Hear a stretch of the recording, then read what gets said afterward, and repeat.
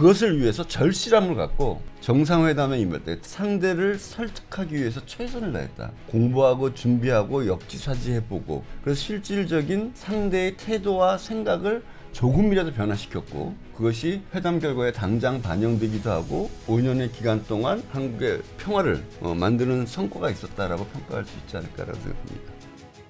노무현에게서 좋은 정치를 상상하다. 이번 시간에 천호선 이사님과 함께 이야기 나눠보도록 하겠습니다. 이사님 잘 지내셨습니까? 예, 반갑습니다. 네. 잘 지내지 못하는 상황이 계속 벌어지고 있는 것 같아요. 시끄럽죠, 주변이. 네. 네. 외교 문제 있지 않습니까? 예. 온 국민이 외교를 걱정하고 온 국민이 대통령이 해외 정상회담 하러 나갈 때마다 불안불안해하는 상황이 너무 오랫동안 반복되고 있습니다. 이거보다 외교를 더 잘할 수도 있을 텐데 이런 생각을 하게 됐고요. 대통령의 제1 사명이 뭐냐? 안보 아닙니까? 국민의 생명과 안전과 평화를 지키는 것을 못하면 그 외에 어떤 것도 불가능한 그런 것이 대통령의 제1 사명인데 특히 대한민국 대통령은 전 세계 그 어디보다도 안보가 불안한 아주 역사적인 구조 속에 살고 있기 때문에 이 문제를 해결하는데 특별히 탁월한 능력이 필요하다고 생각합니다. 그런 부분에 대해서 저희가 좋은 기억들이 있지 않을까? 혹시 노무현으로부터 그런 것들을 우리가 발견할 수 있지 않을까? 그래서 오늘 이야기할 기회를 만들어 보고자 했습니다. 예. 외교에서 어쨌든 한 나라의 대통령과 다른 나라의 대통령 만나는 것만큼 중요한 일이 없을 텐데 예. 가장 잘해야 되는 일 아닙니까? 예. 외교의 꽃은 역시 정상회담이죠. 양국 정상이 만나서 최종적으로 표부 이런 표현 쓰면 안 되겠구나.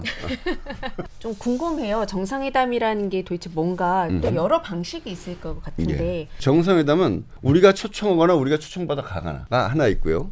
그 다음에 다자회의할 때 그 계기에 시간을 내서 회의실 하나 빌려서 짬짬이 하는 회의가 있고 이렇게 되는데 이제 서로 초청해서 하게 될 경우 이제 국제적인 관례상 국빈 방문, 공식 방문, 실무 방문, 아주 사적 방문 이렇게까지도 나눕니다. 옛날에 이제 노무현 대통령도 영국의 국빈 방문으로 가죠. 그래서 이제 국빈 방문은 이게 초청을 합니다. 한 국가가 일정한 숫자가 있어요. 왜냐면 자기 돈들도 많이 들기 때문에 의전상 가장 최고의 대우를 해주는 것이 이제 국빈 방문이고 그거보다 조금 낮은 게 공식 방문.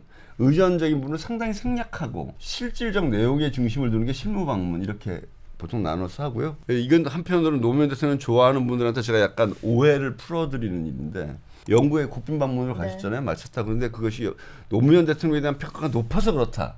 이렇게 얘기하시는 분들 그건 아니고요. 그건 사실 그 전에 외교적으로 그때쯤 국빈 방문을 한국에서 할 수 있다는 게 교섭이 되어 왔던 과정에서 이루어졌던 거고요. 영국은 1년에 딱 두 번만 국빈 방문을 합니다. 미국도 그 정도 또는 뭐 서너 개 정도만 하는 걸로 알고 있습니다. 가장 중요한 건 국빈 방문이겠지만 그냥 일반적으로 생각해서도 실무 방문이 되게 중요하지 않나 이런 생각이 들거든요. 예. 네, 참여정부 때 이 실무 방문 관련해서 굉장히 애를 많이 쓰셨을 것 같은데 좀 기억에 나는 이야기가 있나요? 그러니까 이왕이면 국빈 방문을 받으면 좋죠. 네. 일단 돈을 그 나라에서 많이 냅니다. 네. 그리고 의전적으로 최대한 대우를 해주고 공식적인 여러 가지 이벤트들이 있습니다. 그런데 그러다 보면요 형식에 얽매여서 내용에 충실하지 못하는 경우가 생길 수 있습니다. 노무현 대통령이 너무 얽매이지 마라. 네. 회담 그 자체에 충실하자 그래서 노무현 대통령 때는 대부분 다 실무 형식의 방문.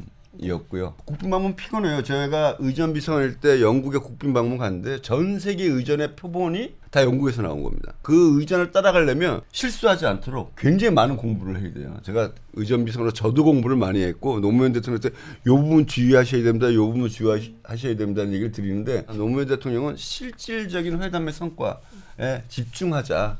라는 걸 특별히 강조를 하셨었던 거죠. 네. 네. 일반 국민도 이렇게 생각하거든요. 각본대로 다 하는 거 아닌가.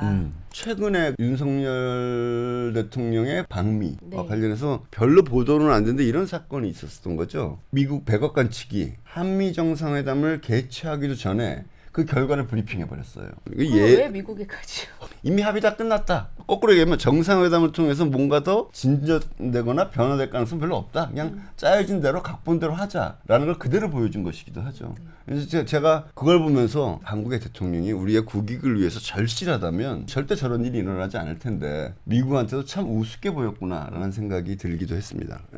하지만 그런 성과들이 한국에서도 있었던 거 아닙니까? 제가 의전 비서관도 하고 대변인도 하고 그래서 노무현 대통령의 외교 현장을 많이 봤습니다. 노무현 대통령 정말 정상회담을 통해서 그 이전에 합의된 것 이상의 성과를 내오기 위해서 진짜 최선을 다했고 그리고 성과도 있었다. 그런 장면들을 제가 직접 많이 목격했다. 자, 특히 노무현은 짜여진 대로 그대로 연기하고 오는 게 아니라 가서 상대를 구체로 설득해내는 외교를 보여줬다. 이런 얘기를 오늘 한번 해보고 싶습니다. 이번 시간에는 그 목격한 것의 중요한 몇 가지를 이제 이야기해 주실 건데요. 어떤 거 이야기해 주실? 먼저 부시 대통령을 설득했던 인상적인 두 개의 장면이 있는데요. 2004년도 칠레에서 그리고 2007년도 시드니에서 에이펙 한미 정상회담 때 장면들이 있었었고요. 김정일 위원장을 설득했던 14 남북 정상회담 때 김정일 위원장을 적극적으로 설득해서 동의를 이끌어내라는 장면들이 있었습니다. 오늘 그런 얘기를 해볼까 합니다. 이제 한미 관계가 항상 어려운데요. 그때도 이제 어려웠었는데 이 참여정부 5년 내내 한미 관계 한 8번 정도 회담을 하는데 그 과정에서 노무현 대통령은 부시 아시잖아요. 아들 부시는 미국에 굉장히 강경파고 여러분들 아시겠지만 네오콘이라는 데 둘러싸여서 북한에 대해서 매우 적대적인 입장. 김정일이랑 협상하지 않겠다. 김정일은 거짓말쟁이다. 이랬던 얘기를 했던 사람을 한반도 문제는 그런 게 아니야라고 설득하기 위해서 그 정상회담 때마다 노력을 했습니다. 이제 그 중에 가장 대표적인 장면의 하나가 이제 2004년도에 칠레에서 에이펙을 했을 때예요. 그때 강경한 부시를 노무현 대통령이 어떻게 설득했나를 보여주는 장면이 있습니다. 부시 대통령을 설득하는 대목이 아예 이제 공개되어 있습니다. 자료로. 예. 네, 제가 부시 역을 한번 해보십시오. 예. 저는 진정으로 김정일을 신뢰하지 않습니다. 그는 저의 전임자에게 거짓말을 했습니다. 저는 자기 국민을 굶기는 어떤 사람도 신뢰하지 않습니다. 그는 폭군이며 믿지 않습니다. 그래서 노무현 대통령이 뭐라고 말씀하셨냐 하면 약속을 어긴다, 믿기 어렵다 하는 것에 대해서는 우리도 경험을 했고 저와 많은 우리 국민들이 각하와 같은 느낌을 갖고 있습니다. 그러나 과거 성공한 많은 협상은 서로 믿지 못하는 상대와 해서 역사적 전기를 만들고 역사에 남는 협상을 해서 훌륭한 결과를 낸 것입니다. 그래서 성공이 더욱 값진 것입니다. 믿는 사람과는 협상이 필요 없으며 협상이라는 것은 원래 믿기 어려운 사람과의 대화라고 생각합니다. 라고 설득을 하죠. 그랬더니 부시 대통령이 영어로 absolutely 예. 전적으로 그렇습니다. 매우 좋은 지적입니다. 이렇게 화답을 합니다. 예. 그래서 노 대통령이 덧붙여서 협상할 때 때로는 진실을 말하지 않고 참거나 협상이 끝날 때까지 미룰 필요가 있습니다. 네. 라고 얘기를 했습니다. 부시 대통령이 그 다음에 이런 얘기를 하는데 좀 의외네요. 좋은 지적입니다. 저는 김정일을 거짓말쟁이라고 얘기하지 않겠습니다. 김정일은 믿을 수 없다는 말보다 도덕적으로 정당하지 못하다는 말을 더 두려워하는 것 같습니다. 라고 또 얘기하셨더니 네. 부시가 오케이? 이렇게 대답을 한 거네요. 오케이는 아닐 것 같은데. 이해했을 것 같은데. 네. 그 사실은 한순간에 북한에 대한 태도와 생각을 확 바꿀 수는 없겠죠. 그런데 지속적으로 5년 내내 그런 노력을 했고 이 대목 같은 경우는 설득을 통해서 원래 예정된 것 이상의 성과를 가져올 수 있다는 걸 아주 극명하게 보여주는 사례라고 저는 생각을 합니다. 네.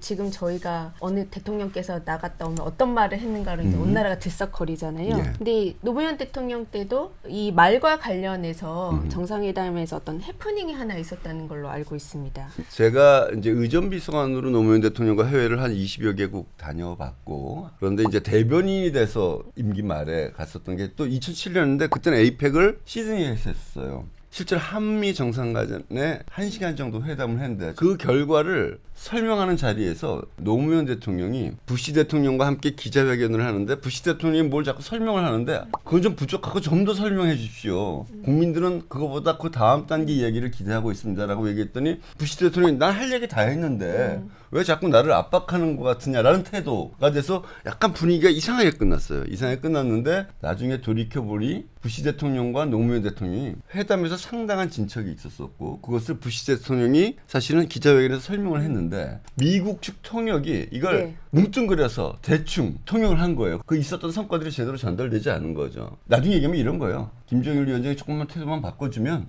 평화체제 또는 종전선언 같은 것들로 갈 수 있다. 평화 조약을 맺을 수 있다는 표현까지 나왔던 건데 이 얘기를 노무현 대통령은 부시 대통령이 하게 하고 싶었던 건데 부시 대통령은 그 표현을 했는데 통역이 잘못되니까 채근하는 것처럼 돼서 이게 그 직후에 굉장히 안 좋은 보도가 나왔었죠. 평화 조약을 맺을 수 있다라는 그 딱 한마디 얻으려고 사실은 애를 쓴 긴 거죠. 애를 쓰는 길을 거잖아요. 쓴 근데 거죠. 그게 결정적으로 맞으니까 맞으니까. 네, 노무현 대통령께서는 계속 음. 확인을 하시고 네.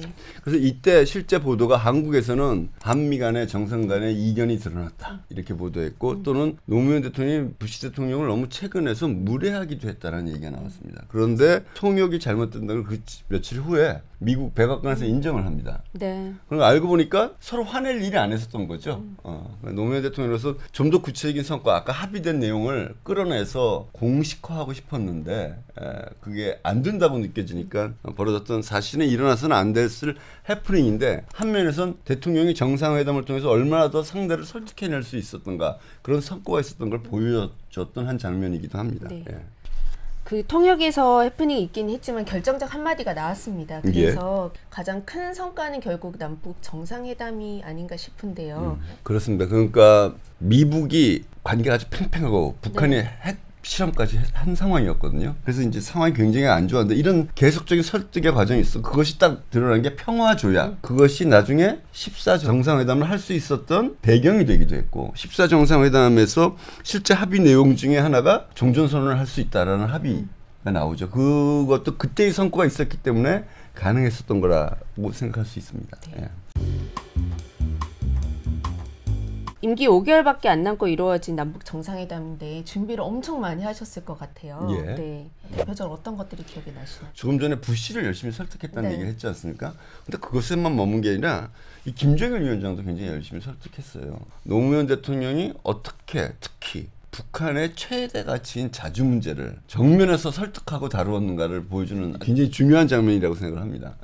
자주는 남한에서는 이제 자유에 비견되는 북한에서 굉장히 중요하게 여기는 그렇죠. 가치잖아요. 예. 그러니까 일명 이 대화를 자주 대토론이라고 부르시더라고요. 그날 아침에 그런 거예요. 어렵게 정상회담이 만들어졌는데 김정일 위원장이 아침에 옛날에 김대중 때도 해봤는데 하나도 안 지키더라 당신들 미국 눈치 보느냐고. 그래서 오늘 우리 합의문 써봤자 무슨 소용이 있겠느냐라고 약간 기분 나쁠 정도로 자존심 상하는 얘기를 노무현 대통령한테 툭 던집니다. 네. 예.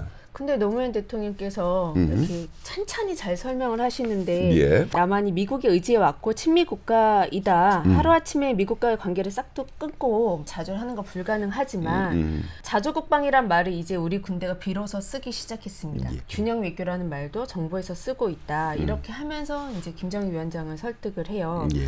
이게 그 당시만 해도 한국이 북한에게 어떤 국가로 비쳤을지를 딱 보여주는 걸 그렇습니다. 뒤집는 그런 설득의 언어이고 그러면서도 한편으로 북한이 가지고 있는 자주가 사실은 잘못하면 고립되는 거라는 얘기도 정면으로 얘기를 하시거든요. 그 대목은 한번 자주가 고립이 아니라 진짜 자주가 될 수 있도록 그렇게 가자. 그러니까 이건 사실은 자주성 우리가 당신들의 관점에서 부족하다는 걸 인정한다. 근데 당신들처럼 고립될 수는 없어. 당신들도 그런 건 조심해야 돼. 고립되고 있잖아.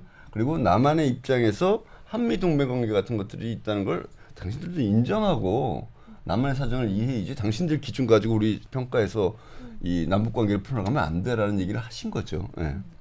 그래서 해당 분위기가 결국 되게 좋아진 거죠. 김정일 위원장이 그러니까 거기 말대로는 옳습니다. 노 대통령의 견해를 충분히 알았습니다. 이런 얘기를 하죠. 다시 받아치지 않고. 오전에 회담 끝내려고 그랬어요. 김정일 위원장이. 그런데 오후에 더 합시다. 점심 먹고 와서 다시 합시다. 라고 얘기하면서 실제로 점심 때 전후에서 분위기를 이제 바꿔서 오후에 그 많은 14 정상회담에 상당한 합의가 다 한 건 한 건 논의하면서 이루어지는 시간을 벌게 된 것이기도 합니다. 예. 네.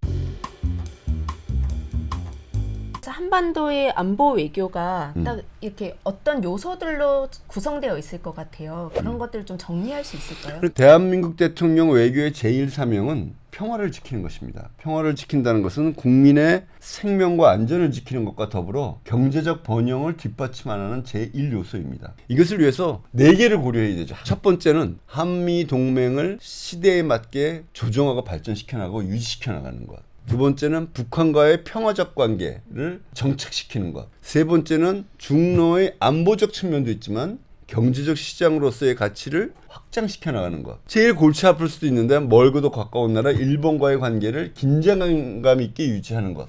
이 4가지를 잘 조화시켜 나가는 능력이 대한민국 대통령에게 요구된다고 할 수 있습니다.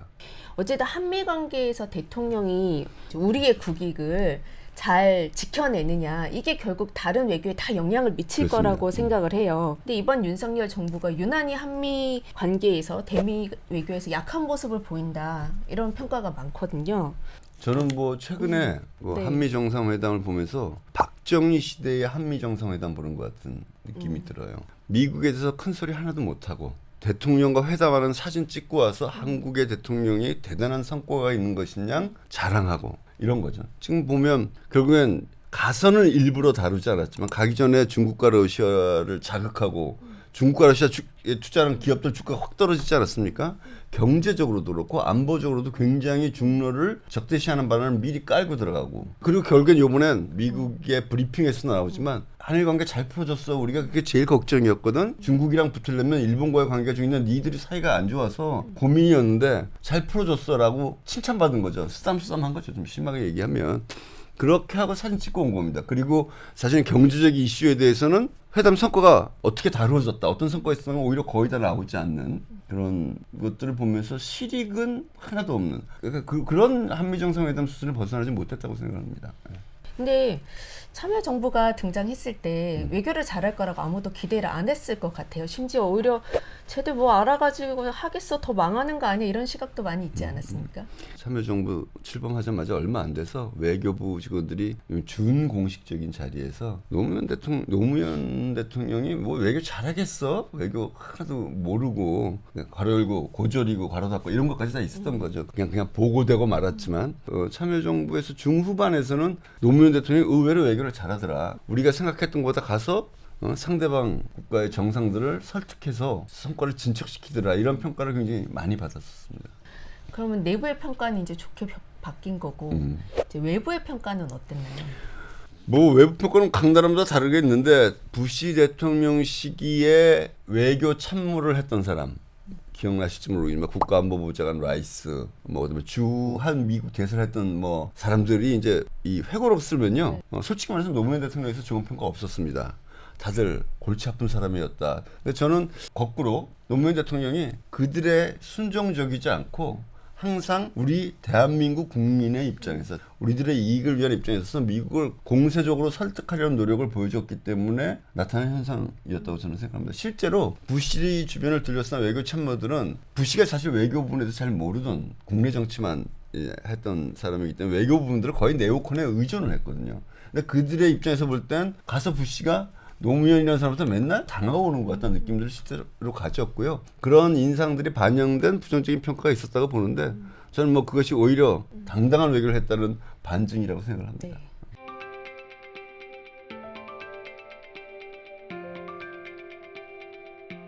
그런데 그때 대미 관계에 관련해서 이라크 파병 논쟁이 있었잖아요. 네. 어떤 상황이었나요? 10,000명을 전투병을 보내달라 이게 미국의 요구였습니다. 결과적으로는 비전투병 3,000명을 파병하게 됐죠. 네. 근데 거기서 비전투병 3,000명으로 어쨌든 결론을 내기까지가 쉽지 않았을 텐데 국내도 설득해야 되지만 그렇죠. 어쨌든 기본적으로는 미국의 요구를 설득해야 되는 거잖아요. 예. 네. 그래서 미국이 아주 잘 설득을 해서 네. 비전투병 3,000명이 파견됐고요.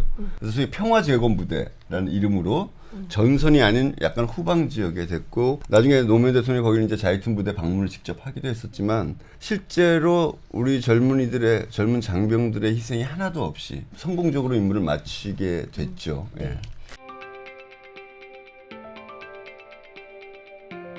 이번 시간의 주제인 잘하는 외교란 무엇인가에서 노무현 대통령이 보여줬던 잘하는 외교의 기본적인 원칙 그런 게 무엇이었는지 마지막으로 한번 점검해 봤으면 좋겠어요. 앞에 우리가 대통령의 제1의 사명은 안정과 평화를 보장하는 것이다 라고 했습니다. 그래서 노무현 대통령은 그 평화와 경제를 주고받는 거라고 생각하지 않았고요. 평화를 지켜야 국민의 생명과 안전이 보장되고 경제적 번영과 성장도 가능하다. 이런 것들을 확고히 가지고 있었고요. 그것을 위해서 절실함을 갖고 정상회담에 임할 때 상대를 설득하기 위해서 최선을 다했다. 공부하고 준비하고 역지사지해보고 그래서 실질적인 상대의 태도와 생각을 조금이라도 변화시켰고 그것이 회담 결과에 당장 반영되기도 하고 5년의 기간 동안 한국의 평화를 만드는 성과가 있었다라고 평가할 수 있지 않을까라고 생각합니다. 오늘 우리가 쭉 했던 얘기 중에 저는 협상에 대한 정의가 예. 굉장히 가슴에 와닿는 예. 것 같아요. 그러니까 협상은 서로 믿지 못하는 상대와 해서 성과를 만들어내는 것이다. 그래서 성공했을 때 더욱 값진 것이다. 이런 얘기를 했습니다. 회담도 시작되기 전에 회담 합의문이 벌써 발표되는 그런 시대에 살고 있습니다. 각본을 넘어서는 외교 능력, 대통령에게 너무나도 중요한 능력인 것 같은데요. 오늘 우리에게 필요한 잘하는 외교란 무엇인가? 천호선 이사님과 함께 이야기 나눠봤습니다. 감사합니다.